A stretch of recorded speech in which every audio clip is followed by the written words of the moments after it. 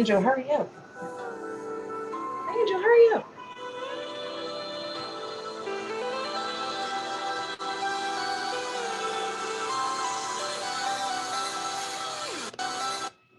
And we are live on Love and Hey. Stuff, streaming through Restream on Twitch TV, YouTube, Facebook, and oh, wonderful. We got folks that are joining us from all platforms. Thank you so much. Damari Burns has joined us, Corey Reed. Thank you so much for joining us on our multiple platforms. And I am here live with Keila Brintley, who we wanted to Hi. bring to you to tell her story and discuss her story. So welcome, Keila Brintley. Thank you so Thank much for you. coming, Thank you. giving us kind of the exclusive. I guess this is your first time really talking publicly about your story. And It so is. I appreciate you coming on. And tell us a little bit about you. I'm going to double back to all of the platforms. I'm kind of watching everybody. Michelle Pryor has joined us. But tell us a little bit about who Keila Brintley is. Well, Keila is a mother first. I'm a mother of a 17-year-old daughter. She just graduated this year. Congratulations. I'm certainly proud of that. Considering COVID and everything, they were able to have an actual graduation. Yeah. So she got to walk across the stage. I work for General Motors. I've been employed there for 23 years. I'm a writer. I also have my own podcast show called All the Way There Podcast. And I just enjoy life. I'm a bubbly person and just want to help people. That's it. Yes. And I'm so glad that, congratulations, first of all, rearing children, daughters, sons in this time and age requires a lot of prayer. And It does. I'm very proud of your daughter. So congratulations. Is she planning to go away to school or what? I'm not going away. Thank God she'll be going to Oakland Community first for the first 2 years, and then we'll talk about going away. But with COVID, I mean, they'll probably be all at home anyway, a lot of them. Yeah, some people are still going to the campus, Keila. I don't know. But yeah, a lot of people are going to be doing it from home. It's a new normal, right? Yes. And so in your journeys, Doris Graham has joined us. Thank you so much for coming. In your journeys of all of this extraordinary things that you told us about Keila Brintley, and I attest that you're a smart young lady, beautiful person, bubbly person, has been over the course of years that I've known you.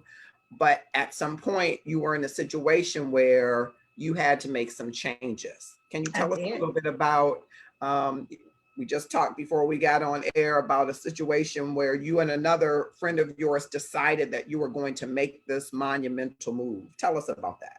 I did. So I decided that I was going to leave. Now, when I say I decided, the decision was I was going to leave, but it did not happen right away. Like I didn't go home and pack my bags. Like it was over a course of time of me getting my mind together. Mm-hmm. But it was something that she and I had discussed because we both were in very abusive relationships. Mm-hmm. I decided to leave and she didn't make it. So and Keila say she didn't make it. Her husband killed her. Her husband killed her. Yes. And in fact, you shared that her husband killed her, my Lord, in front of the children. He did. He did. So when I think about stuff like that, I just thank goodness for the prayers, the people who are always out there, watching. Well, not watching, because a lot of people didn't know. I kept it undercover. I know people probably didn't suspect that it was as bad, but people would tell me, you used to smile all the time, you used to laugh, you used to be a sparkle, bubbly person, and that's kind of disappearing. So I'm sure they weren't aware of the specifics, but they knew that things weren't right. But I do thank God for the people who were in my corner, praying for me and helping me along the way.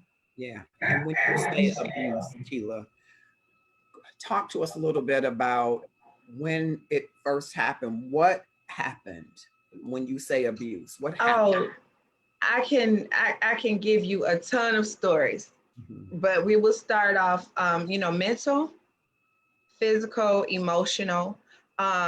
Sometimes I feel like the emotional and the mental abuse is a little bit worse than the physical. Because the way I think of it, you can heal, a bone can heal, a bruise can heal, but those mind things, they last. You have to really work through those things. It caused a lot of self-esteem issues, depression, and if you don't realize that that's actually what's taking you through that, you kind of suffer in silence. Yeah.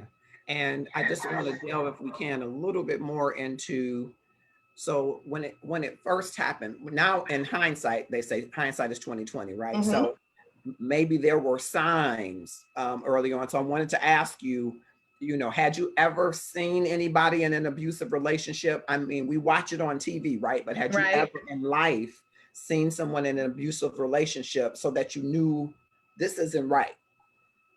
Well, no, not physically. Okay. Okay, so I do know that my grandmother, on my paternal side, was in an abusive relationship, but as a child, I didn't know that. She would come over and stay with us, but I didn't see signs. I wasn't aware. When Yeah. she left, I just thought she was mad. You know what I mean? Mhm. But there were signs. Signs like anger anger issues. A lot of people dismiss anger issues. Anger issues can a lot of times turn into physical issues. The putting you down, trying to make you feel like you're not worth anything. Nobody's gonna want you but them. All of those things over time, for some reason, you start to believe it. Um, I don't know why, but you do, for the sake of, trying to keep things whole, and what you think is peaceful in your mind, you start to believe it, and you don't know, it's just a constant tear down, Mhm. you know. And so did it start more It actually started, verbal, more yes, emotional? it was more verbal. Okay. And And like I said, you don't really pay attention to it, because a lot of times an abuser, what they'll do is they'll put you down, but they'll make up for it so great that you and what I mean make up for it so great is they'll buy you the gifts, they'll take you on trips, they'll tell you how much they didn't mean it. And so a lot of the things that they do, you kind of dismiss the Mhm. negative part of what they did, because they try to make it up with some type of a gift, in Mhm. a sense, if that makes sense. Yeah, it does. It was one of the things I was going to ask you, whether or not after an episode happens, whether or not it was a makeup gift or a trip or even intimacy, to Mm-hmm. try to convince you that, hey, I didn't mean that. Right. And so if you can recall, what were you thinking the first time that it happened? Were you thinking, oh, this was a mistake? He called me, and I don't know, did he call you out of your name? And you thought, he was just upset. So What were you thinking? the first time it happened, he was actually upset with somebody else, Hmm. and he was so livid. And I came in to intervene, like to try to diffuse the situation. Mm-hmm. Well, that was the wrong move. I came in to try to enter, and next thing I know, it all flipped on me, and I looked up and I'm just like, I don't even know what happened. You know what I mean? Like, I don't even know what happened. Now, at this point, there was no physical, but it was so much verbal Mm-hmm. abuse that by the time I went home, I thought about it, and I'm like, well, maybe he just was so upset, that, and then I'll talk to him about it tomorrow, you know. And then when I brought it back up, he was like, well, I didn't mean what I said, you just caught me at a bad moment. And of course, because I loved him and that's what I wanted to believe, I rolled with it. Mm-hmm. And in that moment, I'm trying to fix some uh, echo that they're telling me I'm having. In that moment, though, so you thought, okay, we'll talk about it later. What does that, if you can share with us some of the things that were maybe said, and because I'm trying to get at Um, the emotional part when someone is humiliating you or degrading you? Basically, stay in your place. This don't have nothing to do with you. Who are you to tell me you don't control stuff to go around here? If I was gonna listen to you, then I would have asked you. I didn't ask you. And it all don't sound so bad, but it's bad when somebody is upset and you had nothing to actually do with the situation. But those are the little things that start to turn into the bigger things. You know what I mean? Like it started there, but when I really think back on it, that really was the start of how it started to build. Yeah. You know, And so it built to what? What did it build to? to more upsetting things. They find out things that are passionate to you, and I'm just gonna say like I'm a writer, and who gonna read that garbage? Nobody's gonna read that garbage. And I'm like, okay, well, this is good material. Well, if I was you, I wouldn't put it out. It's stupid. It sounds stupid. And guess what? I folded the book up and put it in a cupboard, and I didn't take it back out. You know what I mean? Because I started thinking, well, maybe it do sound stupid. You know what I mean? Maybe it does. I mean, it sounds good to me, but I can't judge my own work. You know what I mean? So then I kind of hid that part. And then another thing is, isolating you from your friends. I don't like her. Every time she come around, you act different when you around her. And I'm like, well, she's a good person. Well, I don't like her. And then you start slowly distancing yourself from your friends. That's the isolation type of thing. And the one thing that he could not do was isolate me from my family, because my family is very close. But even in that, there were certain things that I just did not share with them out of the fear of him being judged. So I didn't share anything, but I was hurting inside. Yeah. And so Keila, after it occurs a certain number of times, and now it's not a mistake, right? It's not a mistake. Do you begin to believe that you have contributed to this happening? Did you ever ask yourself, what did I do? I did. So I started thinking, maybe I don't say the right things. Maybe I don't wear the right things, and, I started to think I would try to change up, my attire, my dress, but really nothing I ever did was good enough. But I didn't see that until after I left the situation, that nothing was good enough. But there were a lot of times when I would, look back on it, and just all the negativity, all of that is to just kind of keep you suppressed. So you don't filter out, because when you get out in the world, and we'll get to that. That'll probably come much later in the show. You get showered with all of these compliments, and I'm thinking, well, all of these dudes can give me all of these compliments, but I only want them from this one person. You know what I'm saying? So it's got to be true, because he said it. Why did I have to take his word though? Yeah. I don't know. And probably because you were trying to love them. You had put your heart into it. And sometimes I think when we put our heart into something, it's hard to reconcile what is true and what is somebody's maybe warped opinion or someone's sales pitch to bring us down, right? Exactly. Exactly.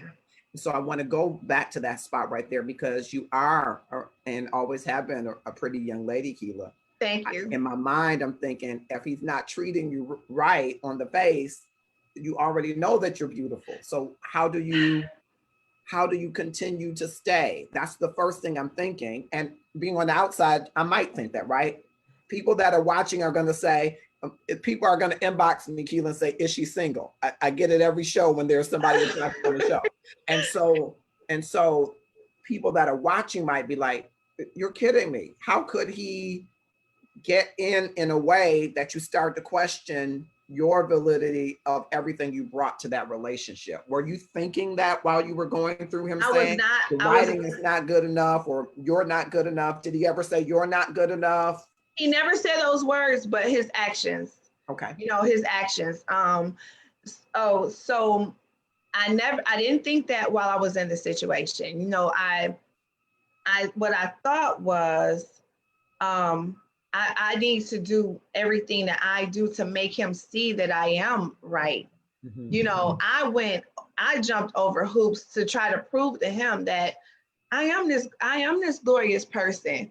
Like I'm great. I'm a great person. You know what I mean? And I know this sounds dumb, but that's really what I was thinking. I'm like, I'm trying to prove to you, I make sure I cook, I make sure that I clean, and nothing was ever right. But I will say this, I was really, and this is not to dismiss church at all, okay? But I was kind of clouded with my judgment with faith and stupidity. Mhm. So I decided that as long as I have faith in this situation, it can work. Because when I go to church, they tell me that, you know, you pray and this can work. So I'm praying for this man all the time. And I'm like, Lord, you got to change him because I don't want to break up, you know, this situation. And I started one day, I just was thinking, like, is this faith or is this stupidity? Mm. Because would God actually want me to be going through this? Mm. I don't think he would. Mhm. And then I went to church to pray. And I stepped up out of boldness and was like, I want to pray for my situation. And this one lady turned around to me and said, do you feel like you're doing everything you're supposed to be doing as a woman of God? You know, your prayers, maybe God is not answering your prayers because you aren't doing everything you're supposed to be doing. And that was my complete shutdown of the church. Well, I know that's a negative thing, and I don't want to discourage anybody from church. That's No, my own personal opinion, my I own think personal experience. you raise a great point. Um, Sometimes people in the church aren't as equipped to guide and speak and counsel and coach people in areas that they want to. And sometimes, because we don't have any power anywhere else, Keila, we get to Mhm. church and we find all the power to preach our gospel to people and say, you should do this. That Because is we don't true. have power on the job. We don't have power in our lives. We don't have power over our children. We don't have power in our relationships. So we take it to the church and we Mhm. say, this is what you should do. So Right. I apologize for her. I apologize for that, because I know that there are great godly women in the church who, you know, if connected, may have given you very different advice, you know, Right. but Exactly. we make that mistake of, I'm going to give you a word, and we haven't heard. We haven't heard about that word.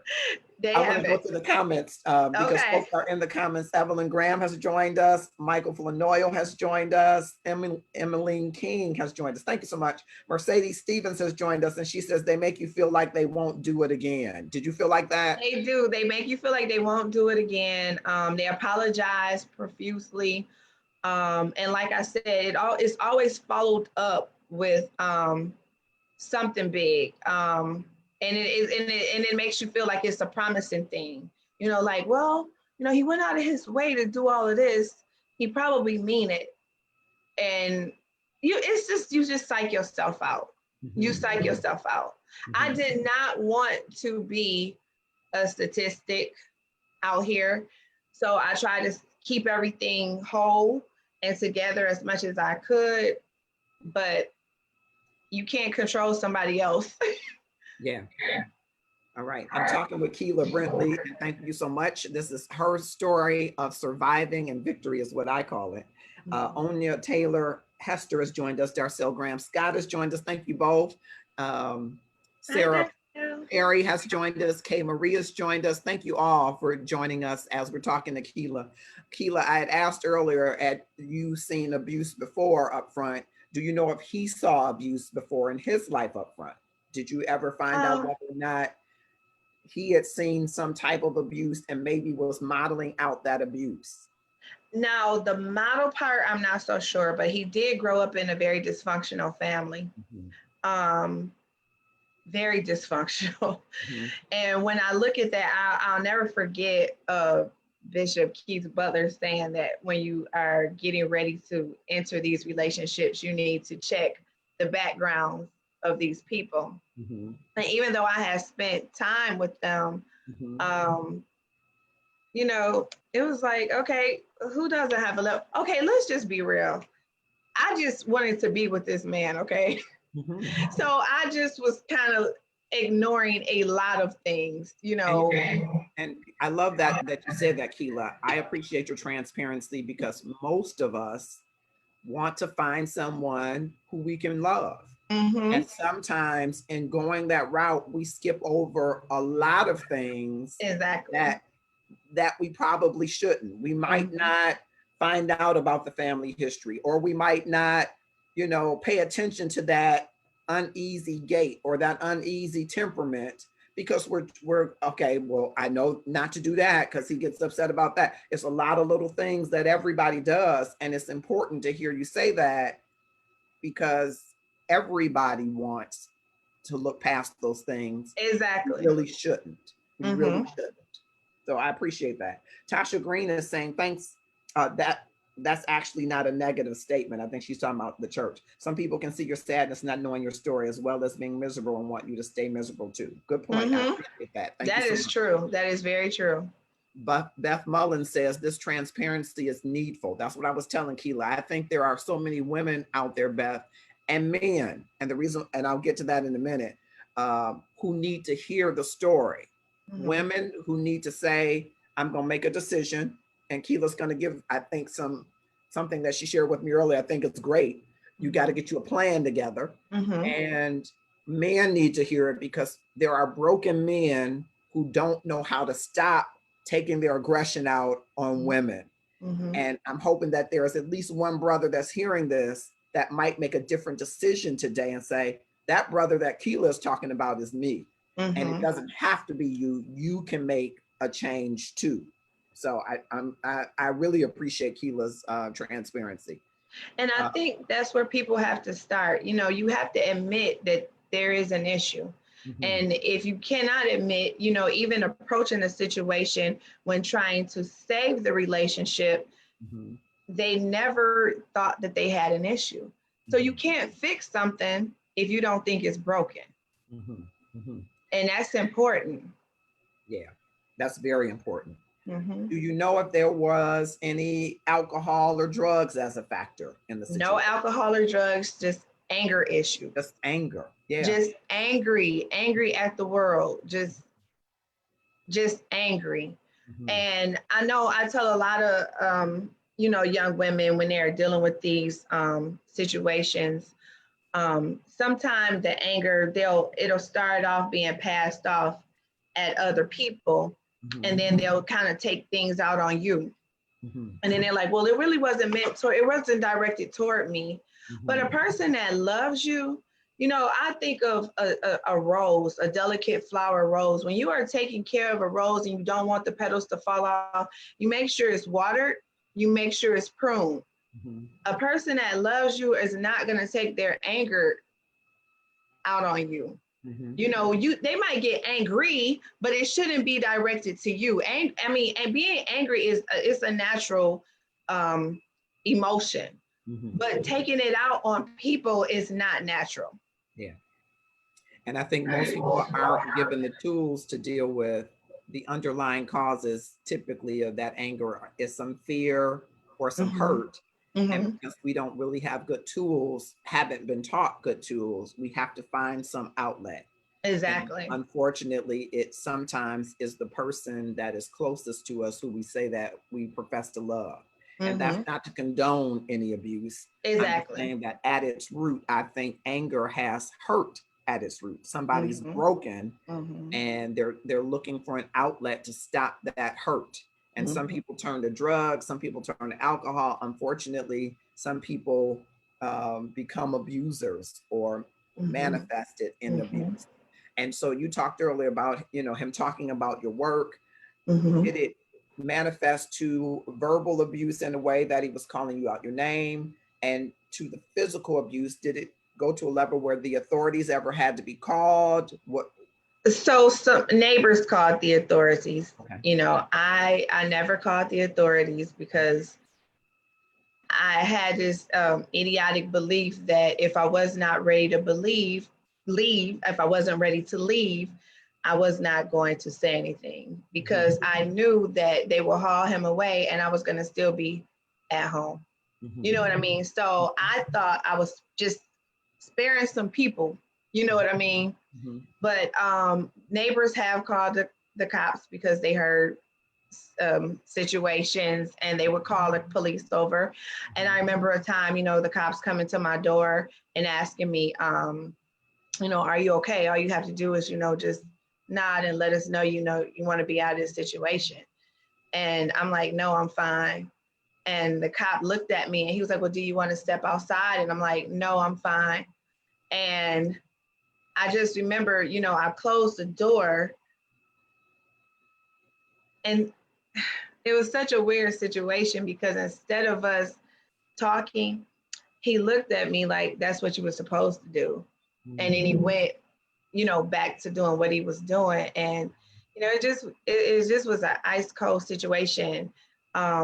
I can even remember some situations where we would all be having like fun, family function fun, and everybody is enjoying each other's company. We're all laughing, and we would get in the car, and I could be still laughing about something that happened, and he would literally turn around and look at me and say, you know, why are you even talking to me? And I'm like, wait, we just left. We just had a good time. I don't understand what happened. And he's like, why are you talking to me? Like, why do you even think you can talk to me? Like, why do you think you can hold a conversation with me right now? And when he says that to you, Keila, what goes through your mind at that moment? Are you thinking there is some, I was thinking that I knew it neurotic? wasn't. Is he psychotic? Are you thinking, is there some mental, what are you thinking when Yeah, one I was minute thinking he's fine? he had a chemical balance. It was like Dr. Jekyll and Mr. Hyde, or, you know, it was but I just would clam up and just take the drive home in silence and just do that, you know. It's such a lonely thing to go through because you don't want outsiders in your situation. So a lot of things are just kept in here. And then you have to still kind of pretend a little bit. So you start playing all of these roles and then you can't keep up. You know what I mean? Yeah. And is it that you were embarrassed that you didn't want the outsiders to come in because you do have a close-knit family and they would have probably helped, hopefully in legal ways, but they might have helped in some illegal ways too. But I do you feel I like don't I don't even know if it was more so embarrassment, more so than it was I just wanted to keep things together. I wanted him to just realize that he was not right. And I figured it would take time. And then if I started bringing people in, I figured it would make things worse. And did you ever say to him, this is not right, you shouldn't be doing this? And what was his response? He was like, well, I mean, you got options. You don't have to stay. And I'm like, okay, you absolutely right. I don't have to stay. But I mean, I'm staying because I wanted to work. And I know a lot of people be like, I don't understand why these women deal with this abuse and why do you stay? And if it was me, and I always tell people, you know, it's so easy to say if it was you. I'm not condoning anything. I know I should have left. I would encourage anybody that tell me something like that to leave. But my thing is I was not sharing it with people. So nobody could tell me to leave. You know what I mean? I just wanted things to just eventually work itself out, and it didn't. And you know, it didn't work itself out. Yeah. And I want to go back to when the police came after your neighbors called them. Had he hit you? Is that? Yeah. Oh, it was some serious rumbling and tumbling going on over there, and that's what they heard. And it started out, and I don't remember exactly what the argument started, but it was about me asking him a question about something he felt he didn't want to answer. And I got upset, and I'm like, okay, you know, I'm tired of going through X, Y, and Z. You know, you're gonna either give me the answer, and I'm not saying exactly how it happened because, you know, my memory is foggy, but I just remember that it ended up being a fight, a physical fight. And apparently my neighbor heard all the shouting match, and she heard the fighting, and she called the police. And then she actually came over the next day and was like, are you okay? And I just heard so much stuff going on over here. I got nervous. And I'm like, I understand. I'm like, but I'm fine. But I still, that had happened 3 years before I had even decided to leave. Yeah. And what are you thinking when you're telling your neighbor, I'm fine, but you know that you're not? I'm just trying to get her to leave. I'm just telling her something just to get her to leave. I'm fine. I'll be fine. It wasn't that serious. You did hear us fighting, but all couples fight. It wasn't that serious. Don't act. Basically, in other words, I didn't say this to her, but in other words, mind your own business. Yeah. Okay. That's basically what I was saying. Yeah. I'm going to go to the comments, but I want you to think about what was the worst thing that happened. What was the worst thing that happened? Tamika Austin has joined us. Walter Holman has joined us. Christina Smith says, I understand. Tamika says, having a solid plan and outside support is extremely important to ensure you can end the relationship safely. Unfortunately, you gotta have a plan. Close friend to domestic violence, and looking back, I wish I had been of better assistance. Tasha says, I understand. My question to her is, did she lose herself in this relationship? How long did it take her to find herself again? I did lose myself. Great question. We're going to talk a little bit more about that. Thank you, Tasha Green. Kim Wilson has joined us. Thank you so much. Kainitra Gwen, I think I'm saying it, says embarrassment plus shame equals abuse. Okay, thank you for that. My Fam, My Life says, did your daughter ever see the abuse? We'll talk a little bit about that. Lynn Shaw says, did you have anyone to tell during the abuse? And I think, Lynn, what she's telling us is that she didn't really want to tell anybody because she was so there were people.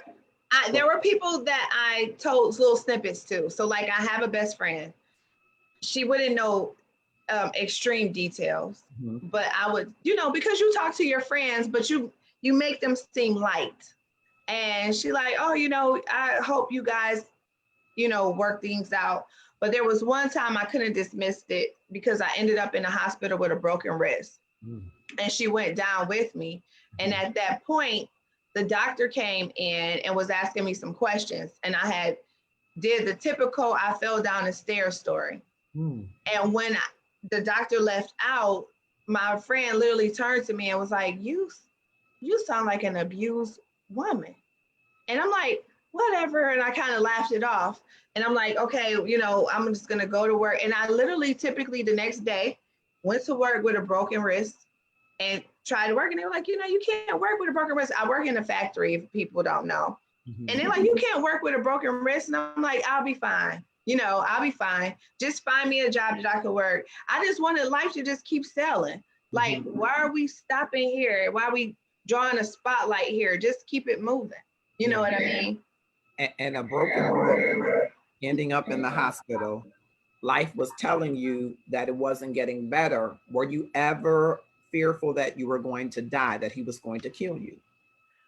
Oh, there were, there were a couple of times. And Keila, may I ask, did he ever say to you, I'm going to kill you? Those words were never spoken. Okay. But when I finally decided to fight back, I literally said to him, somebody is going to die tonight, because I got tired. I finally had got to a breaking point and I had gotten tired.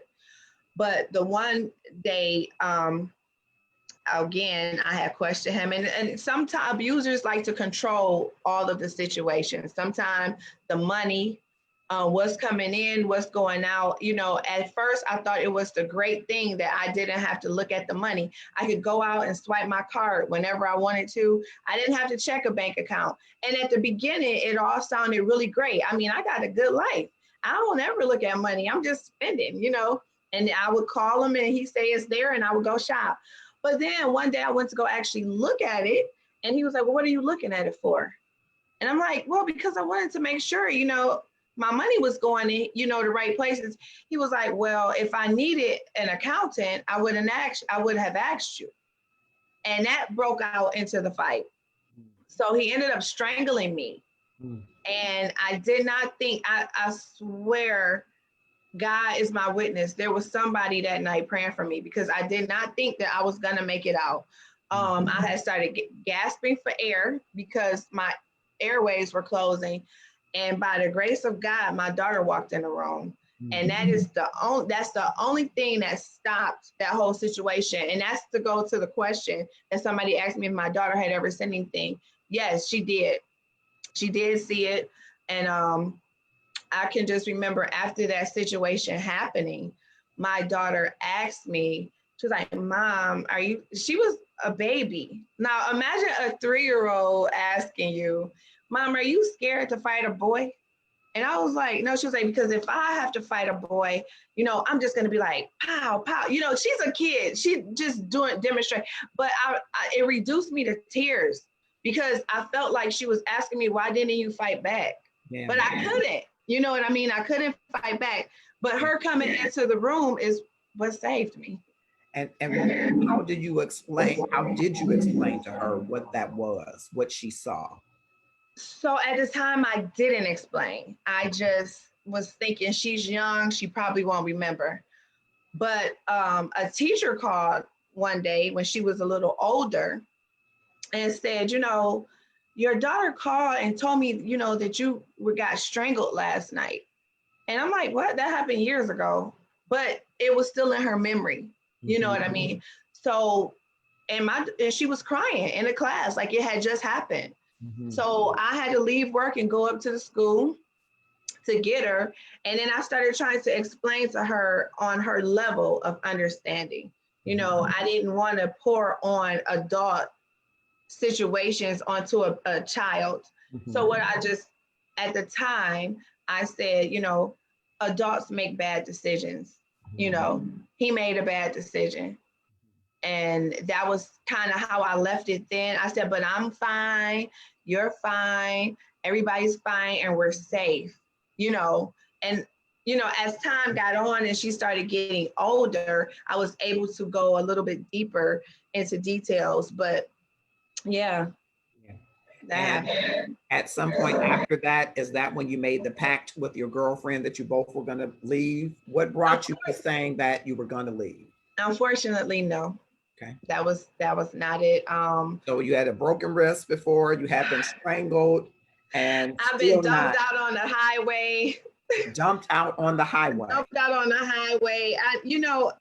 So when I hear these things, they sound, obviously horrific. But I'm like, how did I even put myself through that, knowing that I had a place to go? My mother would open her door to me at any moment. I could have just went there, but I wanted us to all be together. But yes, I've been dumped out on the highway, left there and had to call friends to come and get me in Ohio somewhere. So just mean, cruel, abusive things. And one of your other listeners had a question about, did I lose myself? And I want to touch on that because I did lose myself, because apparently I had forgotten who I was because I was dealing with that stuff. And I think sometimes, you do lose yourself. You start to believe the lies. You start to live in defeat. And when a person is living in defeat, they already feel like they have lost the fight, and the turning point for me getting myself back together is that story. When, even though I had left, I still wanted to go back. I was still hoping me leaving was going to help him realize that, I'm gonna go get help because I really want this situation to work out.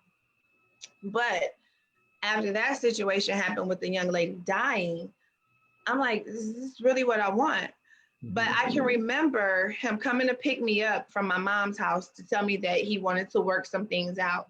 And I'm thinking, okay, well, maybe the light bulb finally came on. And he put a gun on the console. And he was like, is this, you want to leave? He was like, you want to leave? You want to work this out, or do you want to leave? He was like, which way do you want it? And I'm like, well, why is the gun up there? I mean, if I say that I don't want to stay, you know, are you going to kill me? I mean, I didn't say that to him. This is what I was thinking in my spirit. But I started praying, and I just started praying under my breath. And I was just like, Lord, please get me out of this situation, because I didn't know how it was turning. And I'm like, what's the gun for? And he was like, it's just there. I'm just asking you a question. Do you want to work it out? So he pulls over on the side of the freeway, and I'm like, yeah, I do want to work it out, because I figured that was the right answer to say. And then he took me back to my mother's house, and I left. But I knew at that moment, it's a wrap. There is no way I can go back to that situation, period. And sometimes people ignore all of those red flags, and they lead you there. But you can get out early, like get yourself a plan, devise a plan, and work that plan so you can be safe. Be safe for yourself, for your kids, for your sanity, like you said in the promo. Yeah. And I want to just double back, because some people have just joined us, and those that didn't join at the beginning, we started at the outset with Keila describing that her and a dear friend made a pact that they would both leave their relationships, meaningful relationships for them, but abusive relationships for them. And Keila decided to leave, and the other person didn't, and her husband murdered her in front of her children. Mm-hmm. And so we're at the place where that ordeal has happened, and now Keila is in the situation where this meaningful partner has said, hey, let's work it out with a gun on the council. Just want to make sure everybody's catching up to where we are. So after, as Keila has said, a number of red flags, and some people might say a brick wall following. Right. It was a brick wall. A number of different signals that are signaling you this is not safe, and this is not what you deserve.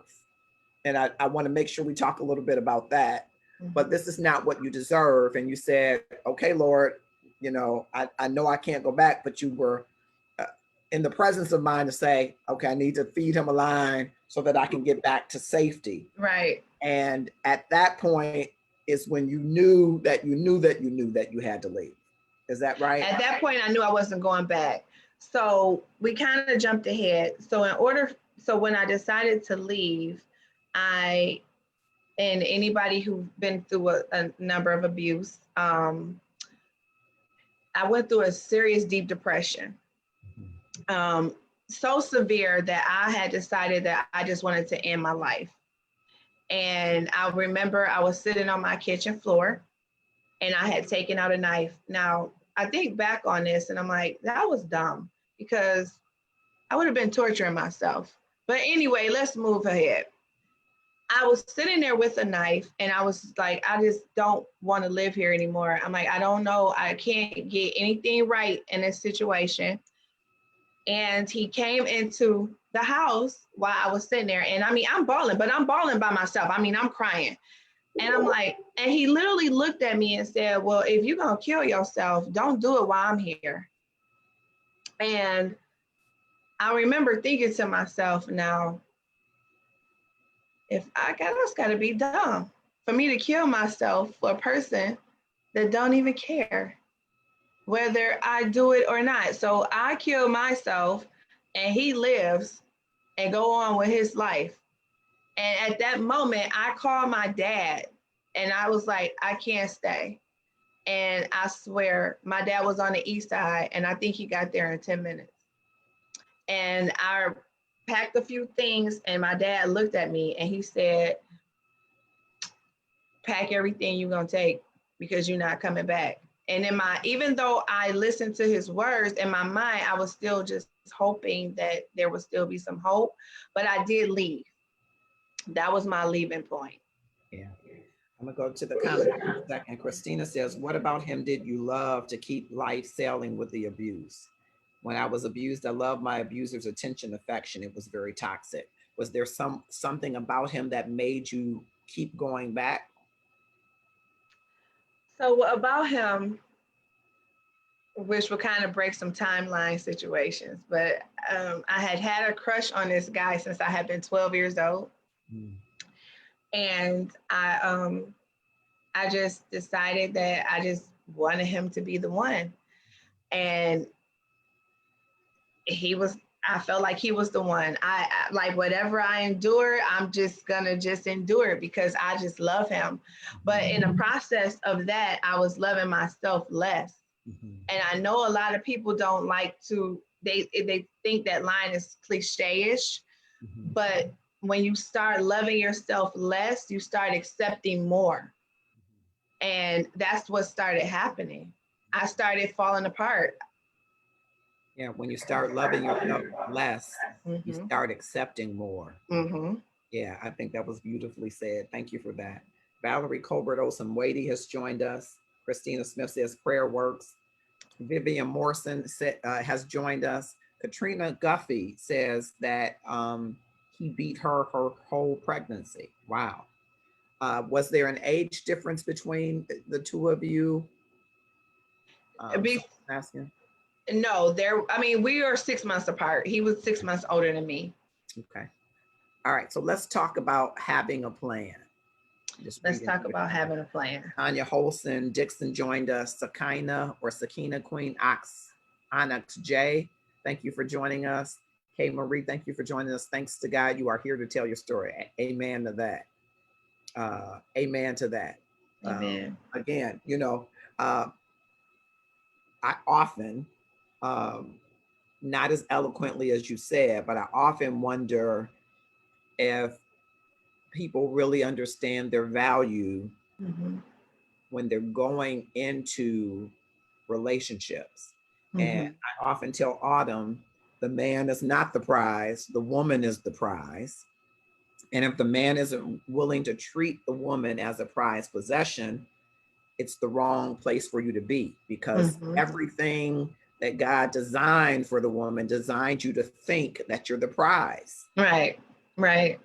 So that's why there's these forces of darkness to convince you Mm-hmm. that you're not the prize. Exactly. The woman's for the glory of man. Everything about how God designed the woman was for the man to regard her as a prize, not as a trophy, because people get that mixed up. Exactly. But as something of great value. And I think so there's so much work, right, to try to get the woman to believe that she is not of value and not the prize. I think it's so important for people to hear that at some point you valued you less in the whole exactly together something that really wasn't serving you well. And so, the thing is, when people when a person realizes that they can treat you that way, it just gets worse. So once respect is discarded, it sets the tone of what they can do more, of more that they can do. And then it's almost like a person on drugs. They start off maybe just smoking marijuana, but then they need another high. So they go to the next drug, and then they need another high. So they go to the next drug. And that's what abuse is. It starts off here and you accepted it at that level. Now let's turn it up a notch. And that's basically what happens. Yeah, before I talk about the plan, or you talk about the plan, I'm wondering, because your daughter did have some experience, seeing or hearing or whatever she experienced. Now that she's about to be an adult, and I saw the picture, she's a cutie pie. Yes. It's going to be boys and men that are going to be trying to talk to her. So what have you done to help prepare her? Because she is as beautiful as you were when you were that age. Thank you. She is going to be articulate and smart, but so were you. And so what are you helping her to see or do differently so that she doesn't love herself less and accept more?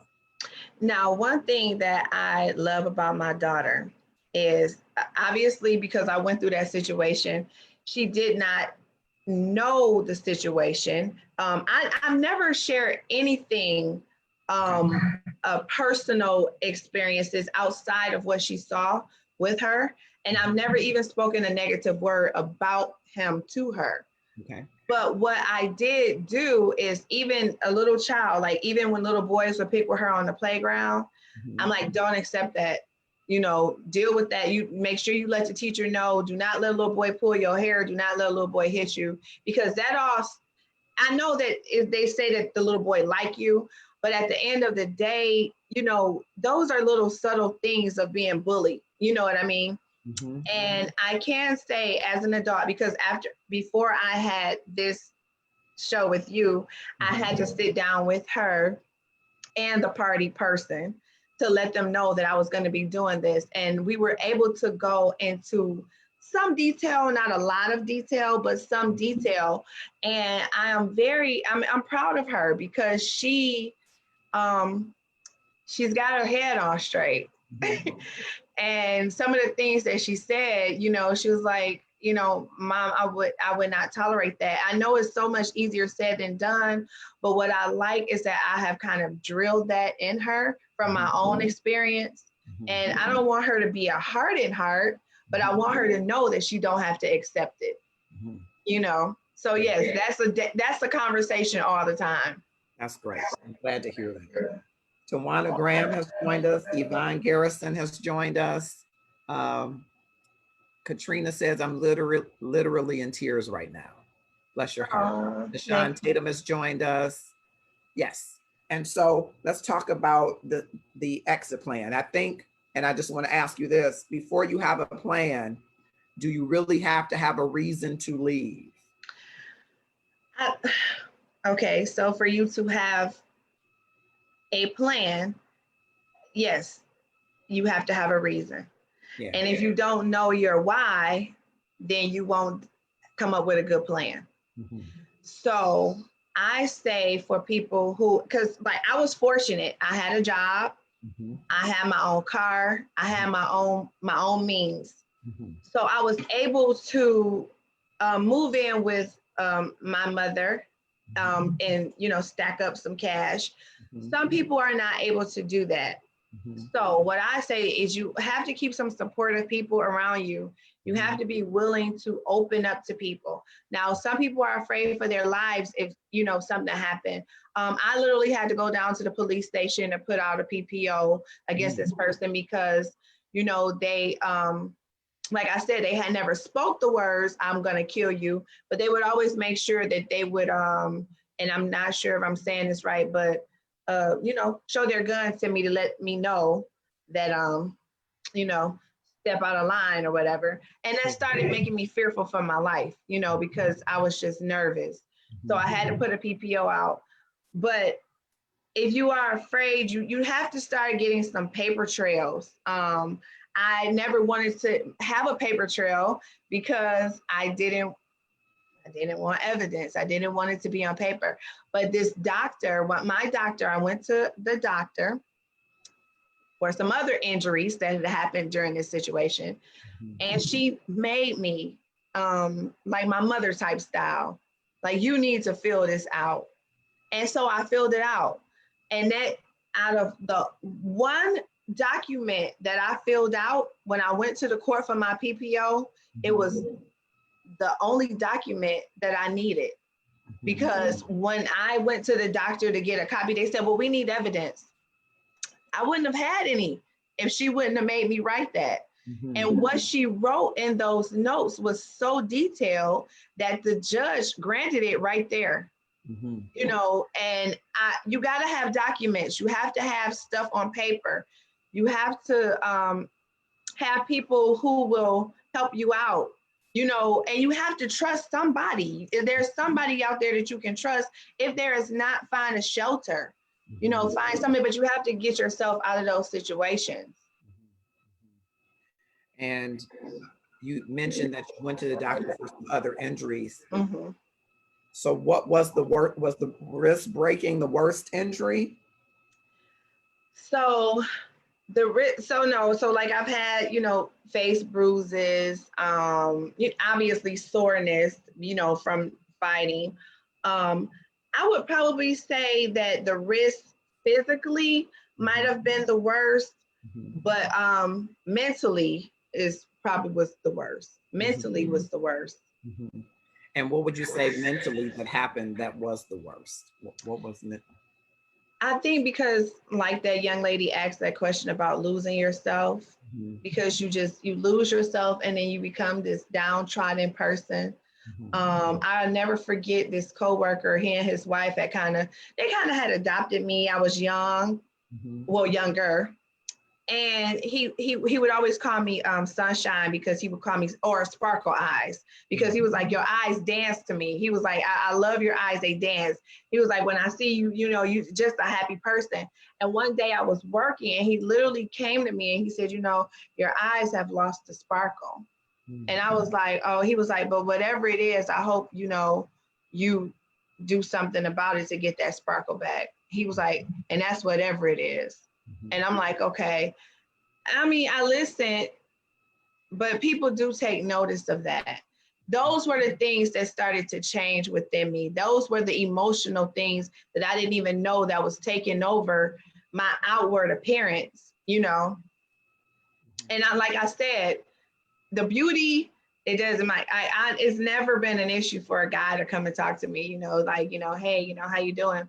But because I wasn't feeling great about myself, Mhm. I'm like, why is he talking to me? He probably, and then he had convinced me that they would only talk to me because they just only want sex from you. They don't really want to talk to you. It's just a sex thing. Nobody's going to really like you once they get to know you, you know. And during the time that he is abusing you mentally and physically and emotionally, are you all still engaging in sex? Yes. Yeah, pretty much so. Because I felt like that was, I don't know. I felt like that was our only true connection at the time. I substituted the sex for love, Mhm. you know, Mhm. which a lot of people do often. Absolutely. Absolutely.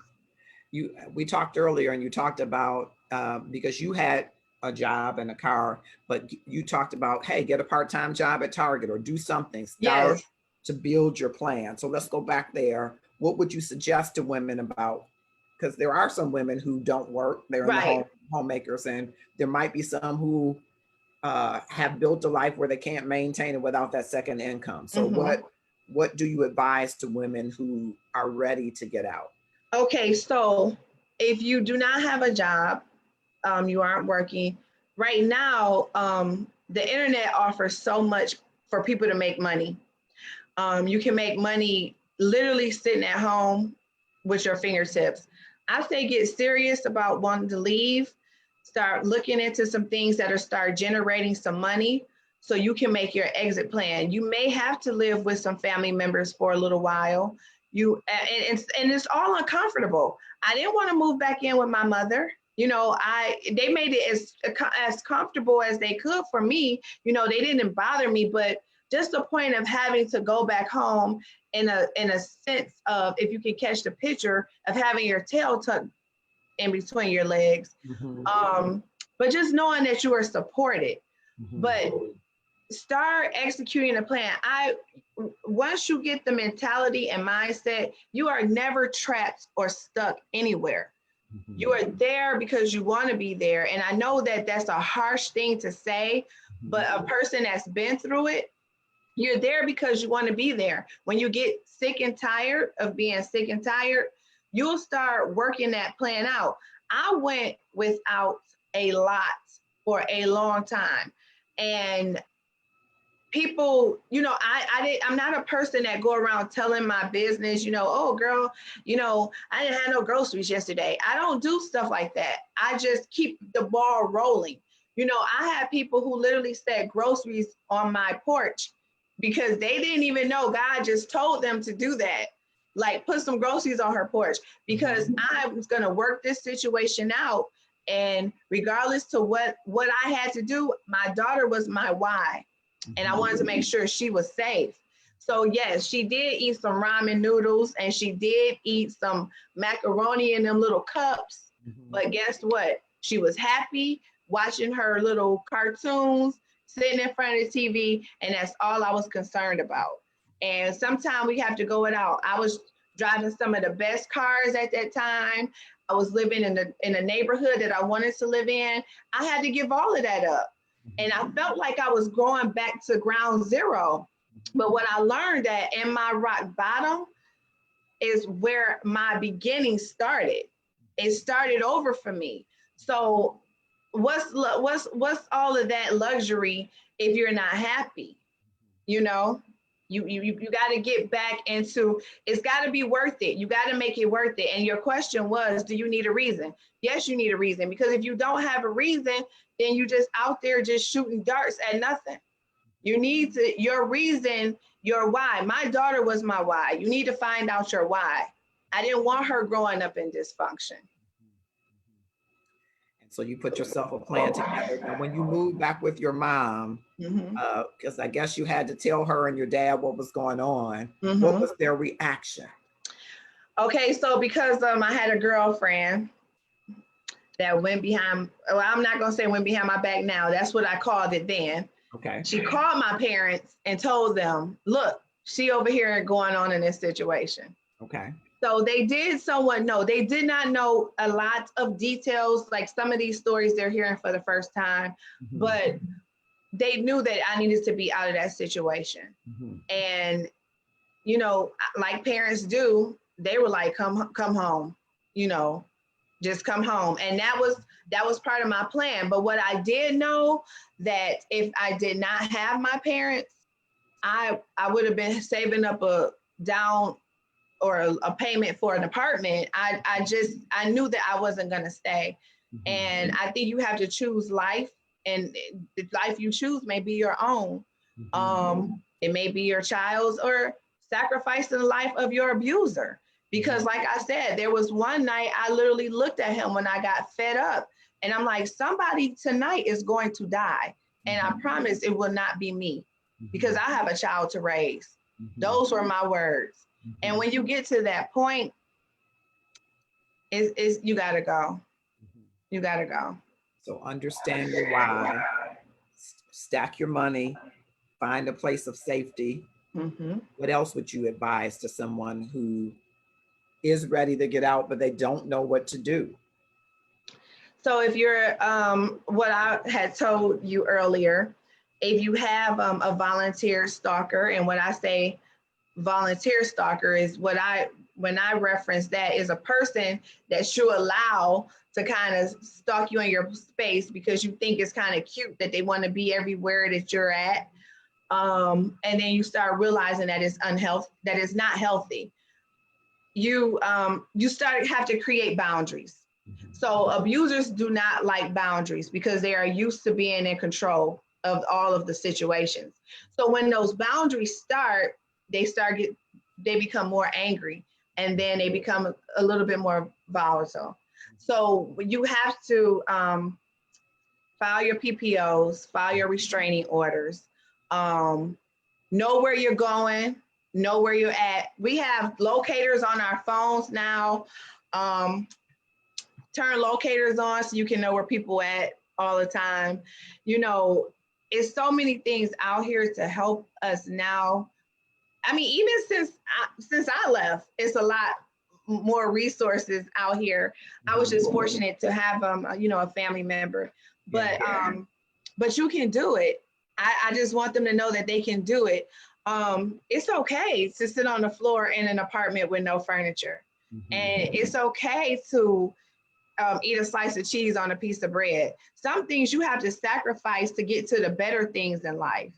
And I look at people when they say to me now, like, oh, you're doing so great. You driving such and such car and you living in such and such. But I'm like, boy, if you only knew what I went without, you know what I mean?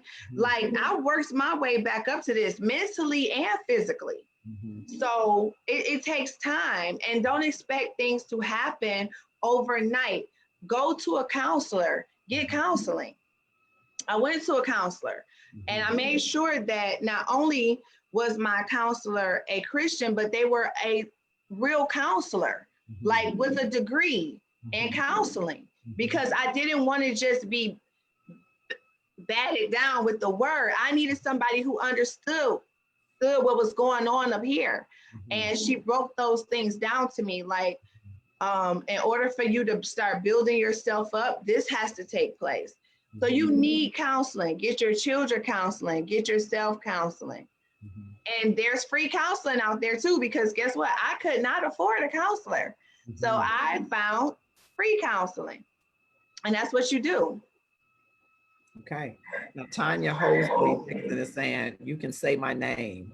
Our friendship is better than ever. And I will do it again. Love you. You are extending people's faith, giving hope, Well, saving Tanya, lives. You rock. And Tanya, I did tell her this part of what you said. I told her that there are many people watching who haven't found out the reason why or gotten the courage to leave. And I wanted them to hear her say, her outcome could have been the same as her girlfriend. Her girlfriend who made the pact with her to live is not living, except in her memory. And so you're right, she's saving lives. And I'm glad that you're the kind of friend that told. Do you wish you had more people in your life who would have picked up on the things going on and would have told? You know, it's so funny that you asked me that, because honestly, I honestly like the way that I did it, because, and I say that to say this, when I decided to leave, and unfortunately, I was blessed to leave with my life, obviously, but I didn't have a lot of people in my ear. My decision was my decision. It was because I was tired. Now, I don't encourage people to do that, because I do feel like you do need somebody who's going to be a little bit more real with you about what you need to do. Don't harbor all that stuff in. I started losing hair. I mean, I had to go to dermatologists. I was just stressed out. Gaining weight, losing weight, gaining weight, losing weight, because I was trying to deal with all of that on my own. But you don't have to. I don't encourage anybody to do that. Now, for me, myself, I like that I kept the outsiders out, because I felt like there was nobody able to judge, you know, the situation. Or I know this may sound crazy, but as protective as I was, or even him, you know what I mean? Because I remember having a family member literally tell me when she found out that, because a lot of my family didn't even find out until it was actually finito, it was done. And they're like, what? You know, and they're like, well, if you had come to me, you know, it probably would have worked out. And I'm thinking, you don't have a clue as to what I went through. Like, you literally don't even have a clue, because I never wanted to tarnish his name. And I never wanted to make him, you know, even though he was the bad guy, I never wanted to make him look like the bad guy. Why is that? Because I feel like people should make assessments of people for themselves. Okay. And I did not want to use my story to turn people against him. Got it. Michelle Pryor saying, how long did the counseling last? Do you still see him or her, the counselor? I do not see the counselor anymore, because I felt the counseling lasted probably for about a year. And this situation there has been some years in between. So it's been several years. So no, I do not see the counselor for that anymore.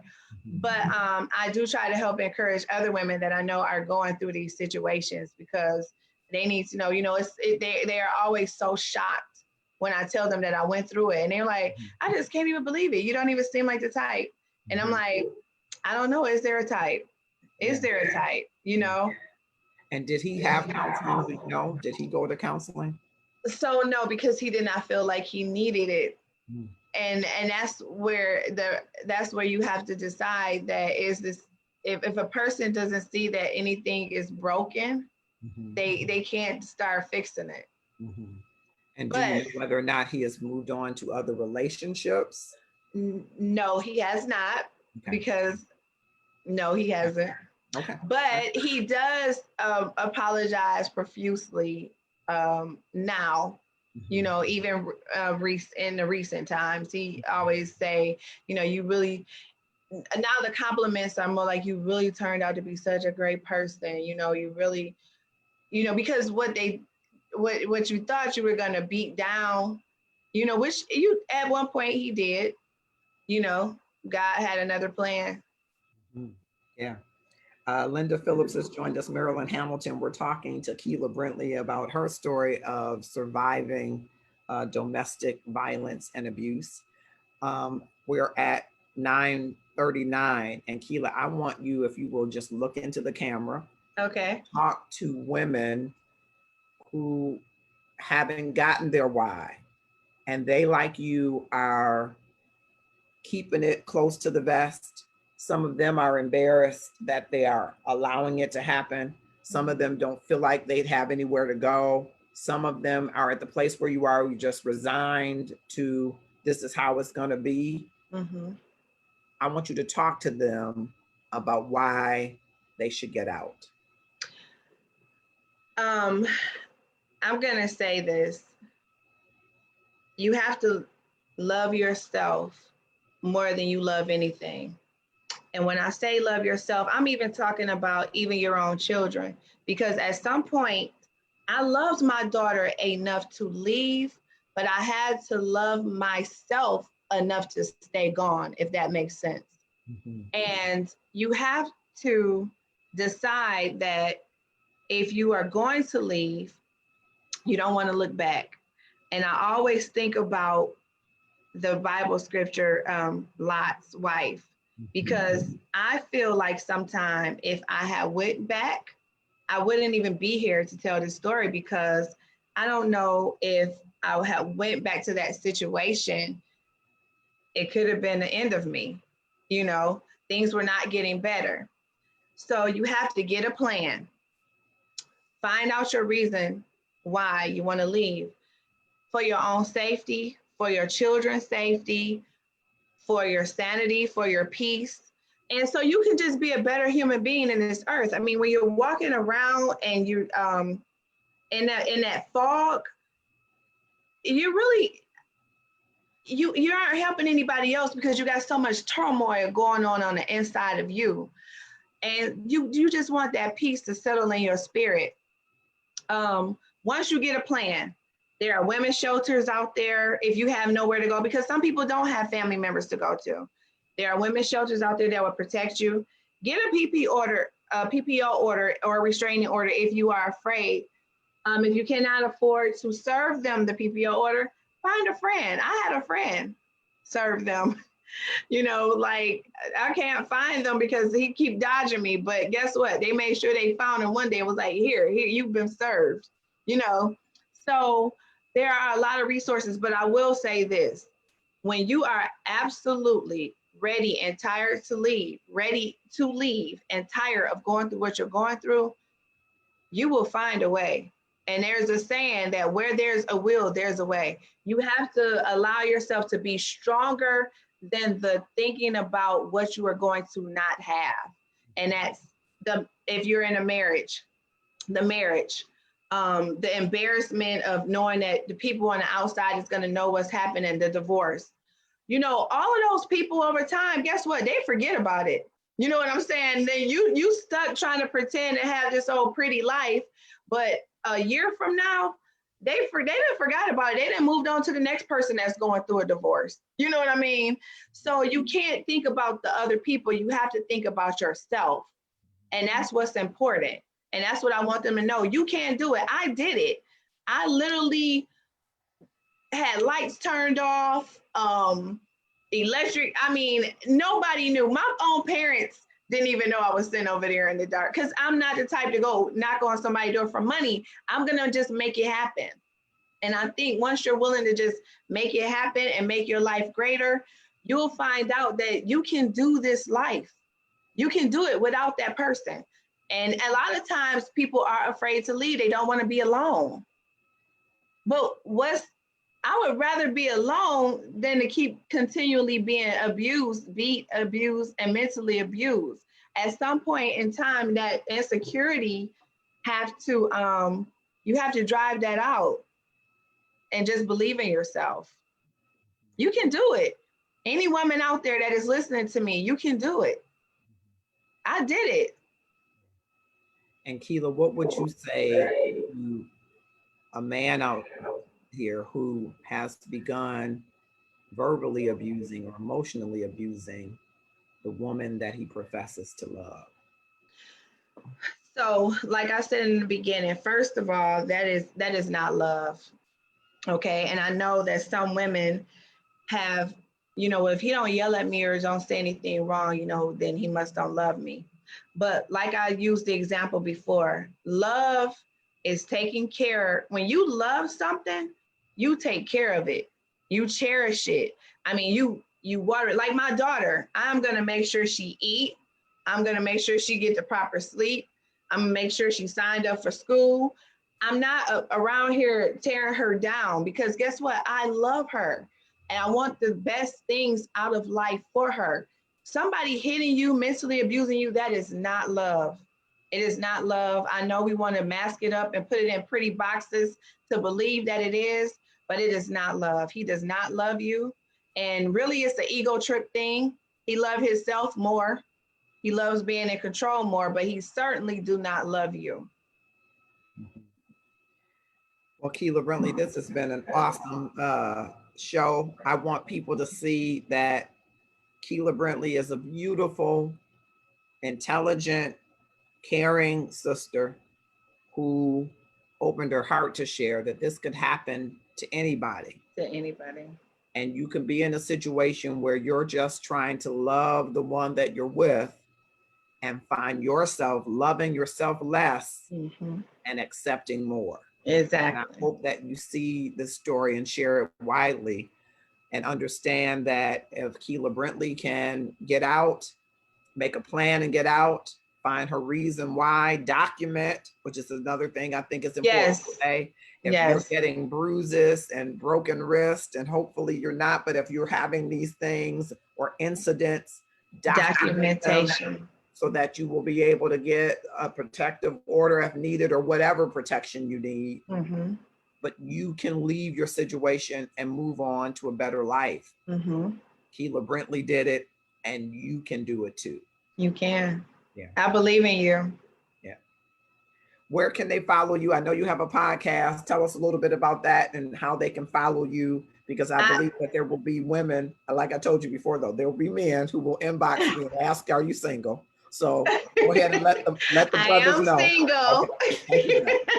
So you heard it, she's single. So before I say this, you did ask another question about the men, who have found themselves in this situation. If this is you and you are listening, and it's a relationship that you actually do want to work with, because I know some people do, please get help.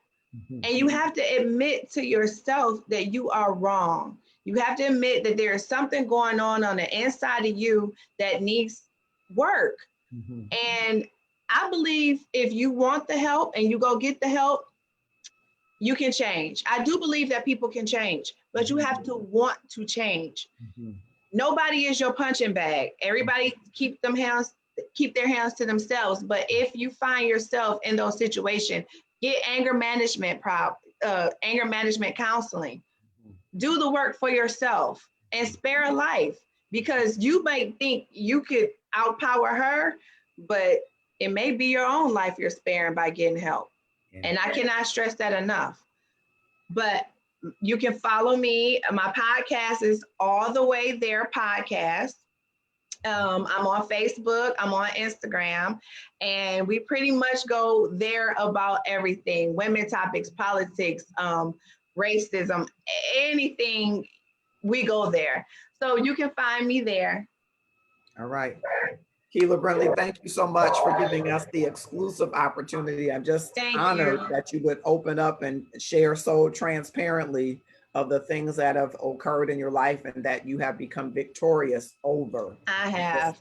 I'm just so honored that you shared this. And I know that there are many women and men who are helped by this. And I hope that some will connect with you. I think we'll have you back, because I think as women are starting to talk in the comments, people do need a place where they can talk to somebody without judgment, because that's one of the things that we get lost in, right? We get lost in, well, why did you do that? Or why did you let somebody do that to you? Feeling judged keeps people in the closet. It keeps people from sharing things that might help them get the exodus or deliverance that they need. And so That is wherever we true. can create a safe space for women to talk, I'd love to have you back. I Just would to, love you to come know, back because it can be such a broad subject. And anybody who's listening, I will have Kaylin Risker Fahy on my podcast, who also has another phenomenal testimony of how she came out of an abusive relationship as well. And she is very active in the community with her Safe House project. And I would encourage people to listen in on Sunday to hear her, and they can get more information.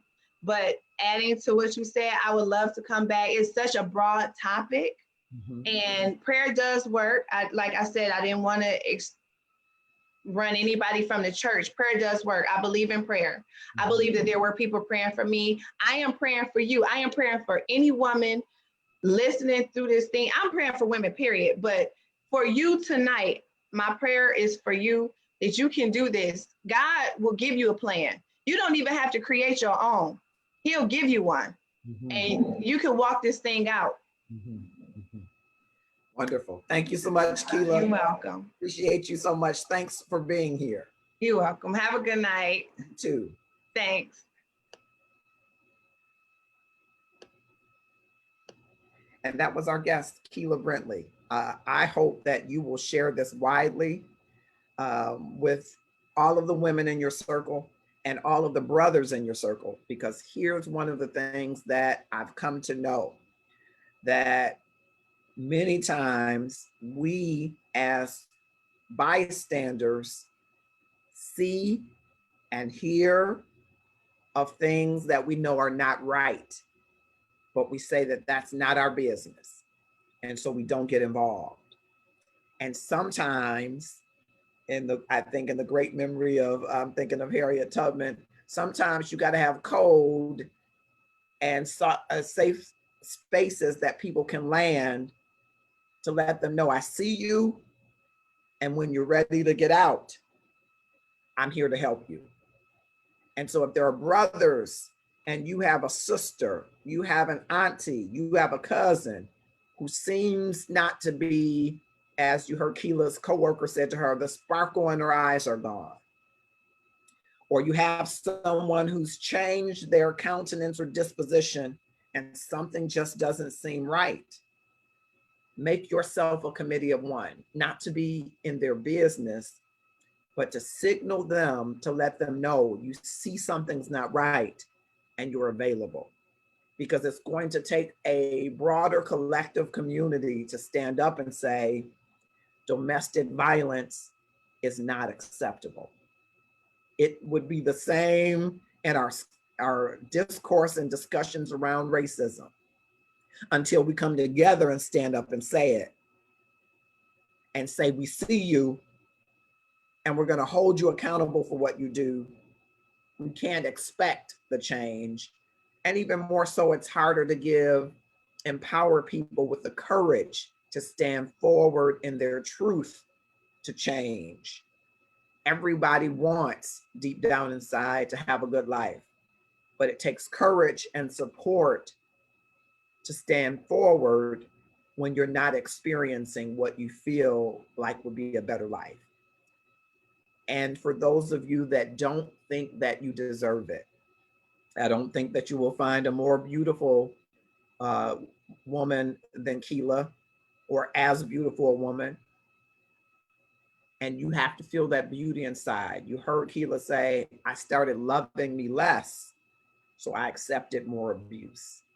And if that's you, you got to get about the business of loving yourself.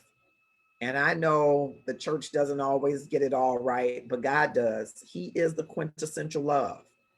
And he wants you to love in response to his love, his very essence of love, to love him with everything you have and your neighbor as yourself, which means you've got to do a lot of loving on yourself so that you get back to the place where you value you and that you affirm and attest that you deserve the very best. Don't resign. Don't give up. And if you have given up, get up. As Keila put that knife down because that person that you're trying to take yourself away from maybe isn't at the capacity to love you or him or herself for you to withdraw yourself from this world. He or she is not a reason for you to no longer exist at their hands or yours. Be about the business of upping your love game for yourself and getting your game plan to get out of abusive relationships. Keila Brintley said it, you can do it. And you don't even have to come up with a plan. God will give you one. I'm Marcus Holmes, and I feel so honored and blessed that Keila would share with us her first public. She shared with many women one-on-one, but her first public transparent discussion about her journey to survival. She's surviving, and I would even submit to you, she's thriving. And I invite you to join her and do the same. If you need help, inbox us so that we can get you to resources that will help you. There is help available to you, many free resources, and we'll put some together so that we can post them on the page. But if you need help and you don't know how to leave, talk to somebody. If you don't feel like you can trust the Love and Stuff inbox, it's the most confidential place I know. Get with somebody that you can trust. Reach out to them and start to work on your reasons why and make for yourself a better life. I'm Marcus Holmes. This has been a great edition of Love and Stuff. We're here every Tuesday at 8:30 Eastern Standard Time. Join us on the gratefulness journey. We'll drop the link in the comments if you haven't joined it. It's just 3 things that you're grateful for, spoken aloud every day, share with 3 people. After 30 days, you're on a journey, my friend, to power your existence. Thanks so much. Have a great night.